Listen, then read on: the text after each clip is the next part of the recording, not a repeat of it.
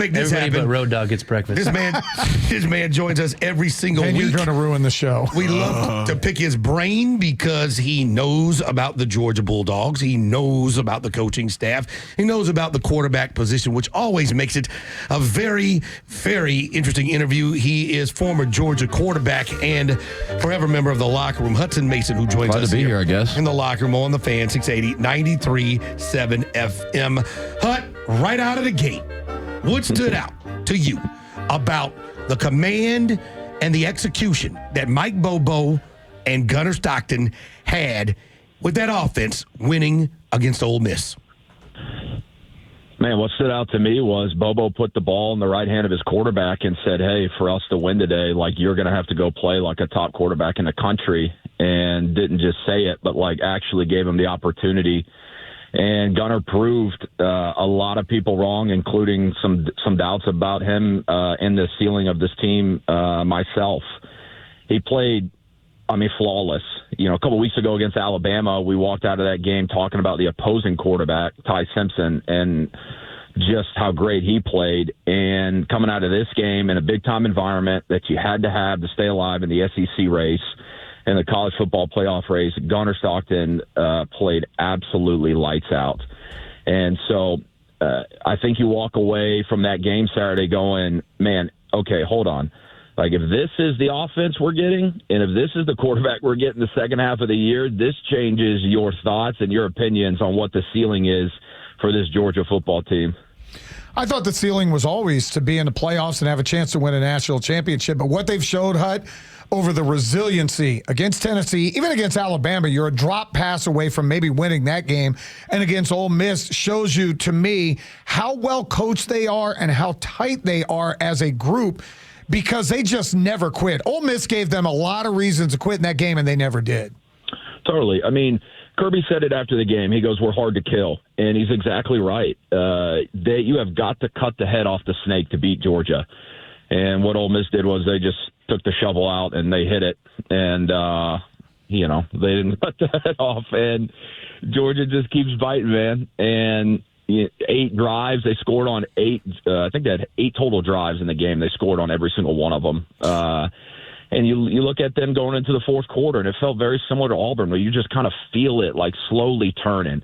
And then when they get into a point where I think their best offense, guys, is like their 4-minute offense. Mm-hmm. When you know they're going to run the ball and they need to run it and they can, that's the definition of a great run team. Like when everybody in the stadium knows that you're going to run the ball and you can still run it effectively and bleed the clock, that's where Georgia, I think, is the best or one of the best of their components of their offense. But to your first comment, Johnny, I thought Georgia, going into this Ole Miss game, I thought that they were a potential SEC championship team, and a lot of it was dependent upon their quarterback and how much they were going to ask him to do, mixed in with some defensive question marks.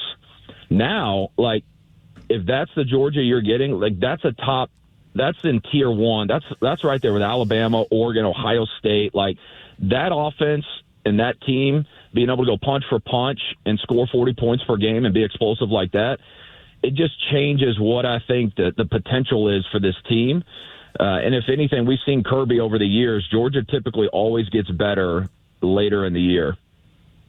So what were your feelings like? Because that was not a championship defensive look. I know Ole Miss is good and Lane Kiffin can dial it up.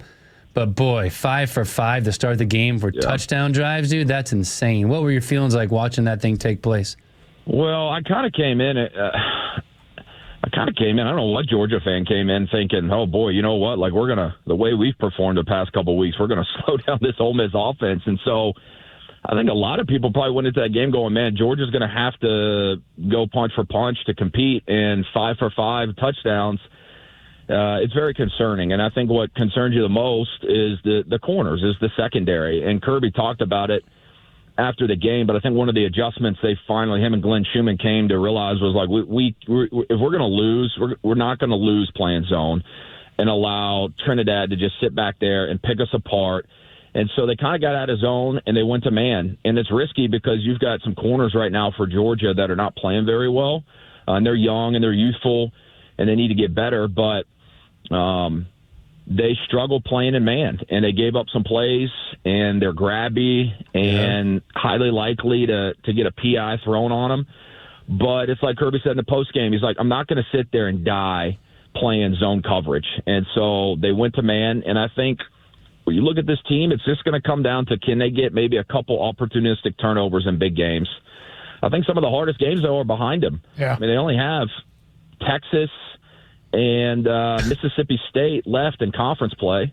And so, if you're a Georgia fan, compared to what Alabama's got the rest of the year, Texas A&M has got the rest of the year, you're the top one-loss team in the conference right now. And I think they're sitting there feeling really good about where they're at heading into the second half of the regular season. Do you not count Florida as a conference team anymore? That's right. Yeah, I forgot about that. Oh, I'm sorry. Most people do. A lot of people have, yeah. Hey, sorry about as that. a quarterback, and this happened in the Falcons game, so I want you to kind of comment on both of them, because I've seen so many plays this year, NFL and college, where the defensive back, the cornerback, is pressed man-to-man, turns his back to the quarterback, chases his guy down the field, and can't find the ball, has no rhythm, has no athleticism, all of a sudden forgets how to do anything in football-wise, commits a personal foul, a pass interference, misses a ball. I mean, the only guy I know that I can count on right now is J.C. Horn as far as catching balls and as a defender.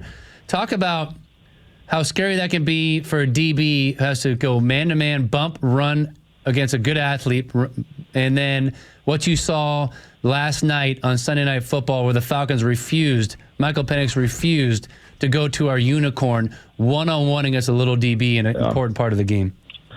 I don't pretend to be like a great corner expert, but I mean, I guess playing quarterback, Sure.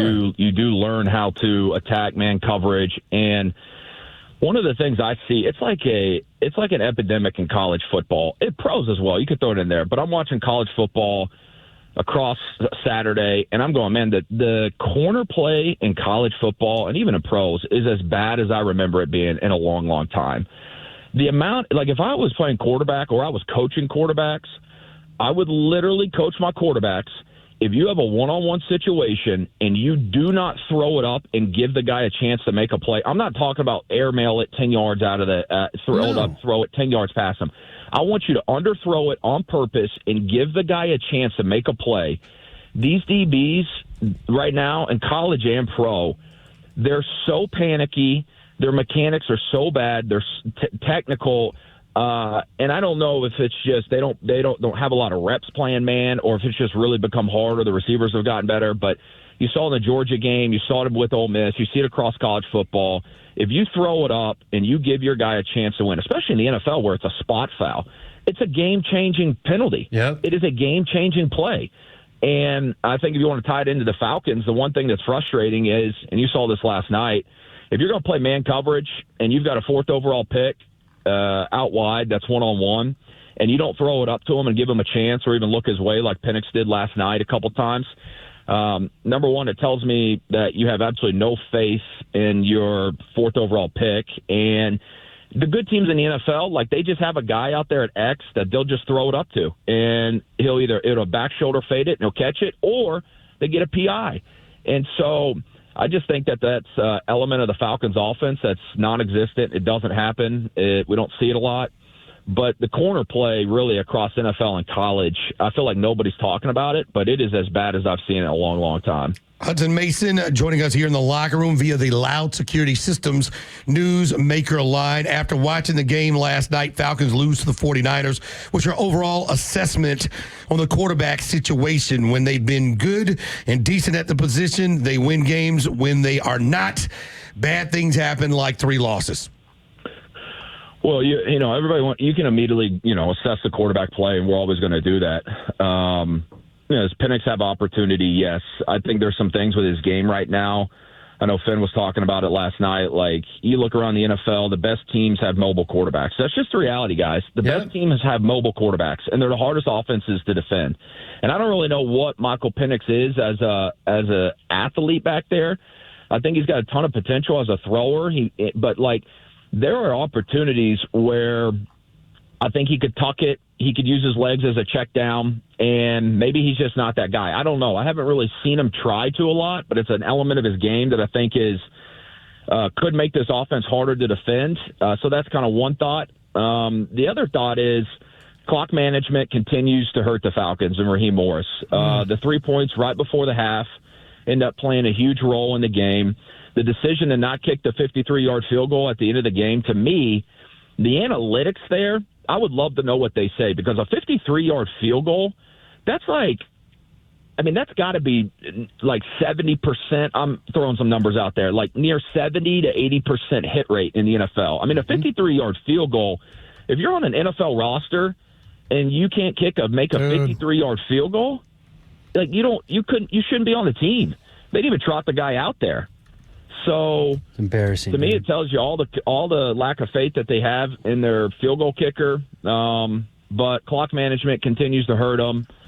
And, that's a game you have to win if you're the Falcons. A banged-up team. Yeah. I know it's on the road, but they were completely banged up. And you go and score 10 points. It's not the end of the world. It doesn't feel good for sure. You're still 500. You're still kind of in the mix there. There's a bunch of parity in this league. By the way, kickers this season, 71.3% of field goals from 50 yards and beyond have been How about that? That's pretty solid by me. Right on the mark. Right on the mark. Nice job, dude. All right, well, I could have done without seeing your feet last night as you videoed your television and that non-throw to Kyle Pitts. Outside of that, I thought you did a great job.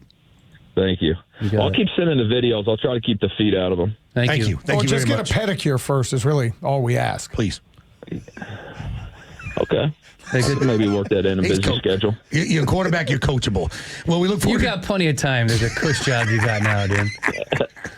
Yeah, get one when you're on the road, one of those fancy pants hotels. There he is, Hutson Mason. He joins us every single week here in the locker room via the Loud Security Systems News Maker line. Coming up, we'll